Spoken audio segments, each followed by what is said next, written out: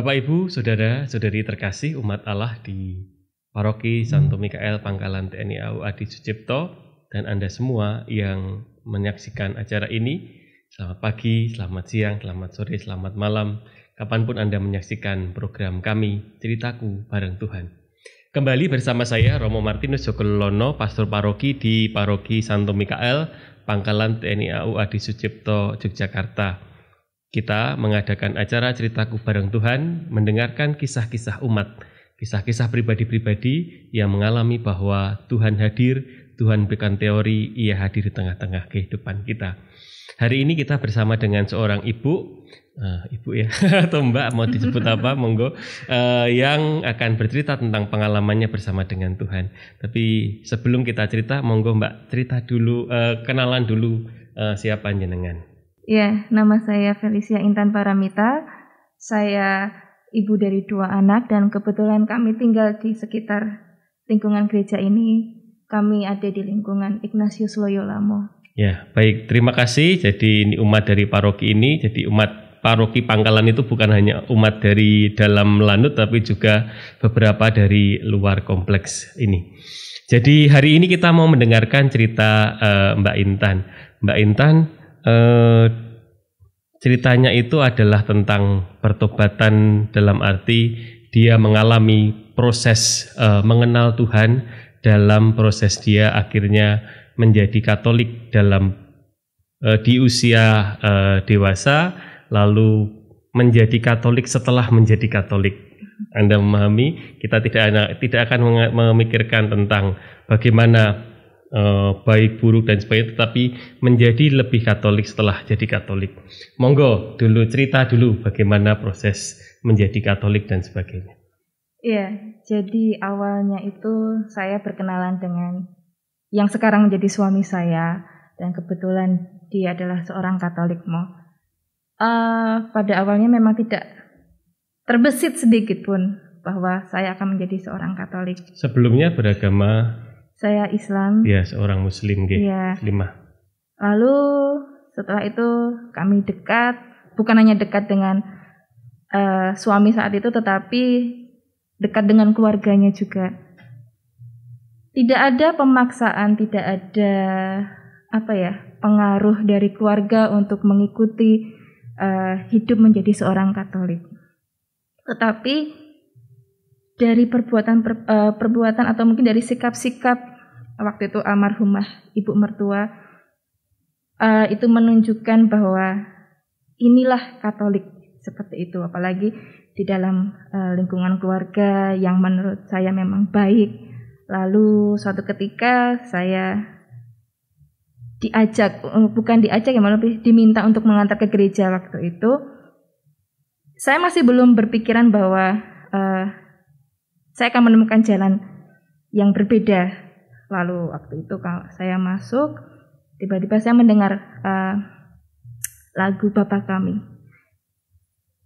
Gak tahu kenapa, kenapa kok ini lagu sangat mengena di hati saya pada waktu itu. Tapi lagi-lagi setelah ada proses yang cukup lama, mendalami siapa sih suami saya waktu itu, lalu keluarga seperti apa, sampai pada satu titik bahwa saya akan mengikuti jalan sebagai seorang Katolik. Ya, akhirnya menjalani masa katekumen, lalu dibaptis, tapi sebelum menikah. Ya, berapa bulan sebelum menikah dibaptisnya? Sebulan sebelum menikah. Sebulan sebelum menikah. Jadi mengalami masa katekumen yang panjang, lalu menjalani proses dan akhirnya menjadi Katolik. Tapi kita tidak mau berbicara tentang kenapa jadi Katolik, sebelumnya seperti apa, orang bisa mengangkat kenapa itu. Tapi lebih utama adalah bahwa pilihan itu karena masalah tadi keterkaitan batin, tapi juga pilihan seorang yang akan menikah.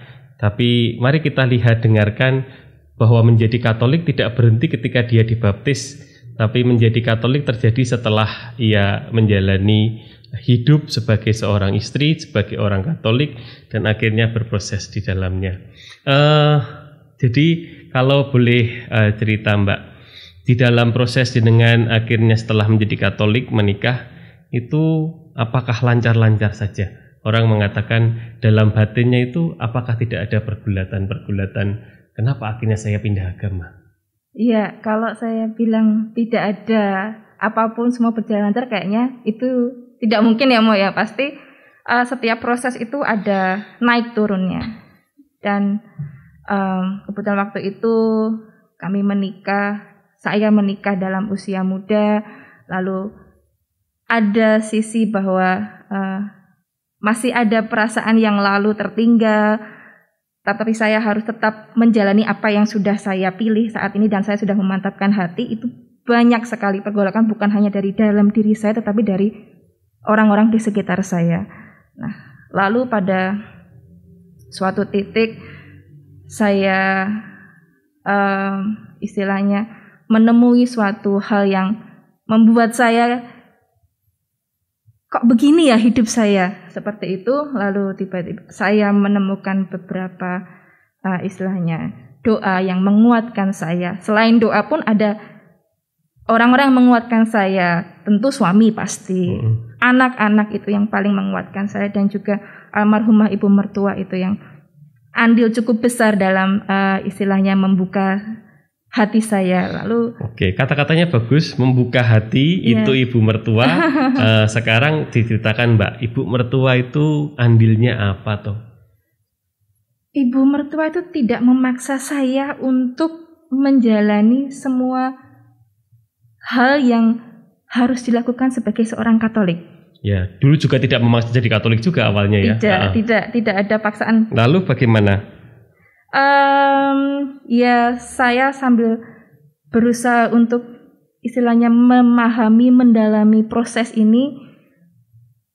Ada satu titik di mana ketika saya sudah ada pegangan, tiba-tiba ibu dipanggil Tuhan. Nah itu cukup memukul kami ya. Itu.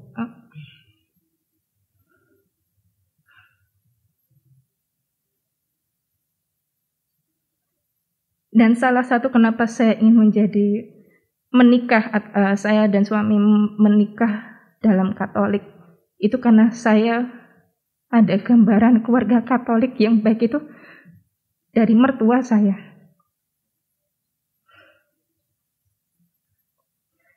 Ketika saya down untuk memutuskan menjadi seorang Katolik, Bapak Ibu mertualah yang menguatkan saya. Itu tidak ada paksaan sedikit pun. Jadi ya ketika ibu tidak ada,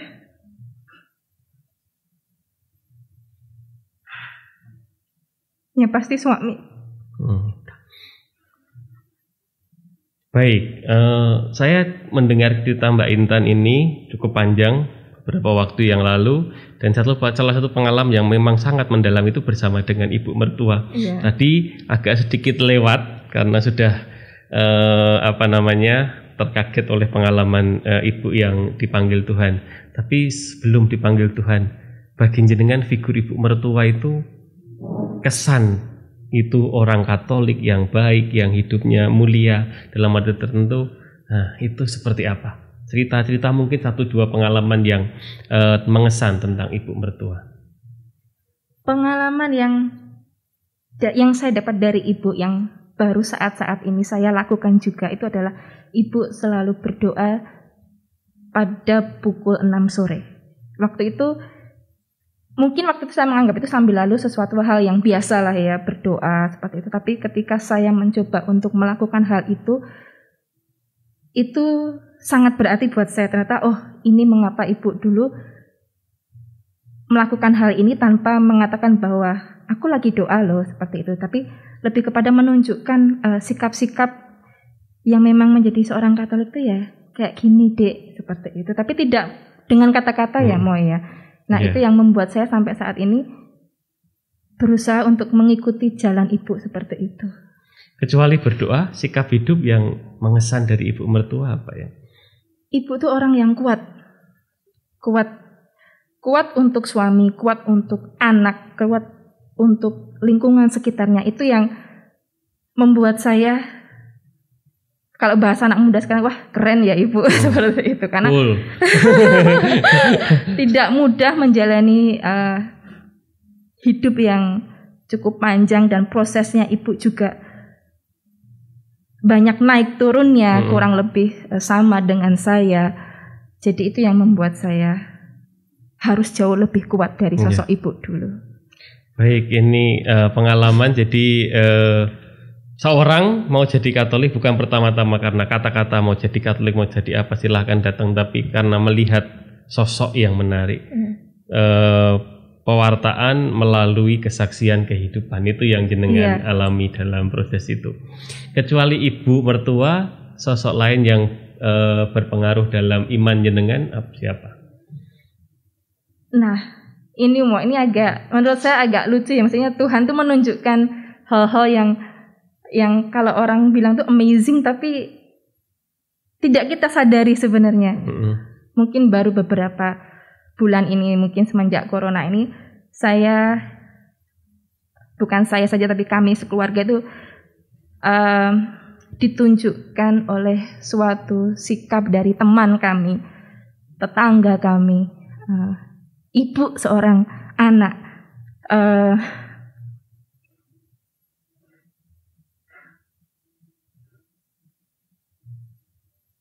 Dan saya menyadarinya ketika saya kehilangan sosok itu. Mungkin kalau saya boleh bilang, beliau adalah Mbak Tuti.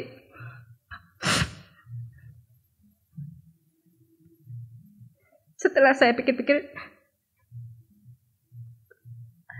waktu itu ketika mendapatkan kabar Mbak Tuti tidak ada,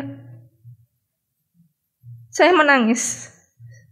Setelah saya cari sebabnya kenapa saya menangis, maksudnya posisi Mbak Tuti ini sama seperti dengan tetangga lain, sama seperti teman lain, tetapi kenapa saya kok menangis sampai sedemikiannya?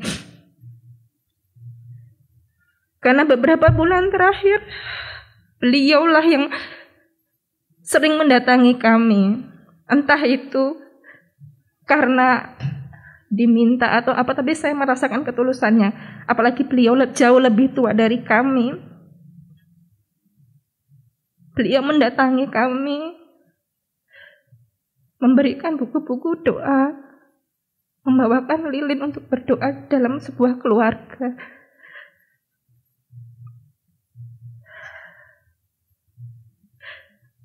Itu hal yang tidak kami dapatkan dari orang lain seintens itu. Mungkin orang menganggap bahwa itu hal biasa, Mbak. Maksudnya ada yang sering nganter kayak gitu, tetapi ini yang paling mengena. Rasanya beda karena mengapa? Mungkin jika orang memahami kami dilihat dari background keluarga kami, Mbak Tuti ini yang tidak melihat ke belakang, ke background kami. Jadi beliau yang istilahnya, beliau malah yang membuka diri untuk kami, mendatangi kami tanpa memedulikan background kami. Itu tidak semua orang mudah untuk melakukannya. Tidak ada rasa gengsi, bahkan sering datang untuk bercerita. Itu apalagi beliau lebih tua. Nah, itu yang saya pekewa ya, orang sepuh kok mendatangi kami. Harusnya kami yang sowan seperti itu. Nah, tapi disitulah saya merasa bahwa Mbak Tuti itu menerima kami apa adanya. Nah, dari situ saya sadar bahwa ya, Yesus itu hadir tidak serta-merta Yesus, tetapi melalui orang lain, melalui Mbak Tuti, bahwa kasih Tuhan itu sangat sederhana sekali. Itu yang saya pahami sampai saat ini. Kasih Tuhan sangat sederhana sekali, tapi nyata. Tapi nyata, dan itu tersampaikan langsung ke batin. Itu yang tidak akan pernah saya lupakan. Jadi kasih Tuhan tidak pernah bermegah diri, tidak perlu menunjukkan seberapa besar dirinya, tetapi dari hal-hal sederhana yang tidak pernah kita sangka itu membuat kita sadar bahwa Tuhan itu mengasihi saya melebihi apapun. Itu yang sampai saat ini saya tidak akan menyesali keputusan saya untuk menjalani sebagai seorang Katolik. Itu. Terima kasih. Lalu kalau orang pindah agama dalam prosesnya pasti ada mengalami doa itu kan, Tuhan itu kan sesuatu pribadi yang ya bagaimanapun dengan cara tertentu pernah menjalani iman sebagai seorang muslimah, sekarang jadi seorang Katolik. Kapan ngerasa bahwa ya inilah cara doa yang sekarang ditunjukkan bagi saya? Mari. Iya, jadi ketika saya benar-benar ada di kondisi tidak mengenakan, saya berusaha mencari sesuatu hal yang membuat diri saya nyaman secara rohani juga. Lalu saya, mungkin anak-anak sekarang, anak muda sekarang, orang muda itu lebih banyak lari ke sosial media ya Mo. Lalu suatu ketika saya membuka sosial media saya menemukan suatu doa yang membuat saya, kena banget nih di saya seperti itu. Pas banget ya. Pas banget. Jadi Tuhan itu menyentil dari hal-hal kayak gitu ternyata. Iya ya. Itu sentilan Tuhan di era era betul. Jadi itu yang. Apa itu Mbak tulisannya Mbak? Bentar saya bukakan. Ini mungkin menurut beberapa orang sederhana, tetapi ini yang membuat saya semakin kuat, semakin teguh. Istilahnya mau dikasih senang oke, dikasih susah oke, karena saya sudah berpegangan sama doa ini, istilahnya kayak gitu loh. Saya ini pengalaman, ini kata-kata yang bagus ya. Dikasih senang oke, kasih susah, sambil cari Mbak. Kasih senang oke, kasih susah oke, tapi inilah pengalaman kehidupan. Jadi ya kita dengarkan bagaimana seorang yang akhirnya nggatok itu artinya sudah terikat dengan iman yang dia hidupi dan menghidupi dia. Monggo silahkan. Ya, saya bacakan doanya. Monggo. Ya Yesus Tuhanku, di dalam kemelut hatiku ini, aku tidak ingin menuntut hidup mulus tanpa gelombang. Memanggul salib itulah tugasku sebagai pengikutmu, bukannya lari menghindar. Namun Tuhan, saat-saat aku tidak mengerti jalanmu, tunjukkanlah jalanku ke arah rencanamu. Pada saat kebingungan dan kekhawatiran melanda diriku, jangan lepaskan tanganku. Mampukanlah aku berdiri tegap, melawan gelombang perasaanku yang tak menentu. Bantulah aku untuk selalu bersabar, penuh kasih dan rendah hati. Jangan biarkan aku hanyut melawanmu, menyerah dalam arus percobaan. Biarlah dekapan kasih-Mu menguatkanku untuk selalu berjuang, menyadarkanku bahwa aku tidak pernah sendirian, tetapi Engkau tidak pernah lena dan tetap memangku, mendekapku dalam segala suasana, terlebih dalam suasana yang gelap gulita dan membosankan ini. Ya Tuhan, biarlah aku semakin murni dalam genggaman tangan-Mu. Amin. Merinding saya Mbak. Oke, baik. Jadi akhirnya ketemu bahwa ini soal aku. Iman ini soal aku, amin. Imannya sudah diamini, diterima sebagai pengalaman hidup sendiri. Dan itu bukan sesuatu yang dalam arti tentu mencari iman dan menjadi Katolik itu juga seperti yang dialami Mbak Intan tadi, bukan hal dalam arti mencari mudah hanya karena menikah, enggak. Betul. Setelahnya hidupnya harus bergulat, pengalaman-pengalaman keluarga yang tidak mudah, tetapi akhirnya menemukan Tuhan membantu melalui orang-orang sekitar, Tuhan membantu melalui doa yang menguatkan. Bahkan ya, kata-katanya indah sekali, bisa nanti kita pasang di di dalam kita sosial media kita. Terima kasih. Mungkin satu lagi Mbak pertanyaan Mbak. Kalau jenengan sendiri dalam pergaulan dengan sekarang keluarga, bagaimana? Keluarga besar yang mungkin yang masih Muslim, akhirnya penerimaan keluarga bagaimana? Puji Tuhan, lagi-lagi Tuhan yang menunjukkan jalan. Semua berjalan dengan baik, Mo. Semua menerima bahwa setiap orang memiliki jalan yang berbeda. Dan dari situ saya bersyukur kami juga tidak pernah memaksakan posisi kami yang saat ini ke keluarga, tetapi keluargalah yang membuka diri dan menerima kami seperti saat ini. Bapak, Ibu, dan saudara terkasih, kita sering melihat di sosial media membicarakan tentang perpindahan agama. Dan sering-sering yang diangkat adalah tentang kebaikan agama yang baru atau keburukan agama yang lama. Tapi kita tidak mau berbicara tentang itu. Kita mau melihat bahwa di Indonesia ini, dengan pluralitas ini, kita melihat ada begitu banyak orang akhirnya menentukan, memilih agamanya. Ada yang kecil jadi Katolik akhirnya berpindah menjadi Muslim atau sebaliknya, atau menjadi Hindu, Buddha. Itu proses yang terjadi di banyak tempat.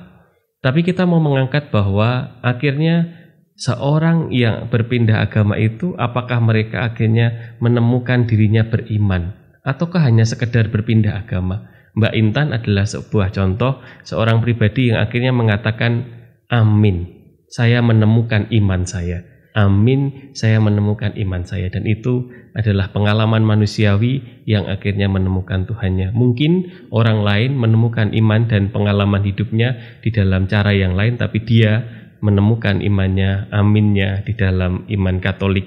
Dan ini terus diolah, diproses, bukan sehari dua hari, tapi terus di dalam pergulatan kehidupannya. Mbak Intan, ini hampir di akhir pembicaraan kita. Kalau boleh sedikit merangkum dari semua pembicaraan tadi, silahkan ngomong ke depan kepada umat, pergulatan ini bermakna apa untuk jenengan? Baik, melalui pergulatan-pergulatan ini saya mungkin bisa mengatakan bahwa saya dan keluarga saya sekarang hidup dalam Katolik dan itu menjadi terang bagi saya. Itu.